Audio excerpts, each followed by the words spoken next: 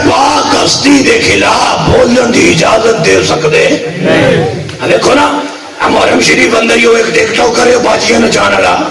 رجب but وہ جدید کے خلاف بک بک کردا تو سیابی رسول دے بک بک کردا کو حضرت امیر معاویہ دے خلاف پورا سال دا ہی کام ہے باجی نچاندا ہے بیوی نچاندا ہے ماں نچاندا ہے تے پیسے کماندا ہے میں کہیا گل تے ٹھیک ہی ہے ویسے کنجراں دا کام نہیں کوئی پاکاں دا ذکر کرن سبحان اللہ توجہ ہے سبحان اللہ سارا سال باجیاں نچانیاں ہون او دا کوئی ذکر حسین نال کم ہے نہیں 10 دن آ گیا کہ میرے تو بڑا حسینی کوئی نہیں میں کہا تیرے تو بڑا یزیدی کوئی نہیں ہے تو کسی شمر کی نسل ہے صحابہ کے خلاف بک بک بولے گا کہ سنی آدمی میدان میں جا کے ممتاز قادری رول ادا کر سکتا ہے اسے نو بک بک کرنے کی اجازت دیا گے اسیال دے بھی نوکراں صاحب دے بھی نوکراں تیا کتابوں کو ٹک ٹاک بنانے واسطے نہیں رکھیاں تحقیق کے موتی ذرا چون کے رکھو دشمن صحابہ کو ذرا کھول کے رکھو اور ڈرنے کی ضرورت نہیں کسی کٹمل سے جارو بھوکے جو صحابہ کو سے کھول کے رکھو تاجدار رسول اللہ یا رسول اللہ یا رسول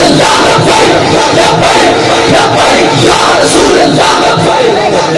او بھائی جی کو گل سمجھ آئیے کہ نہیں ہے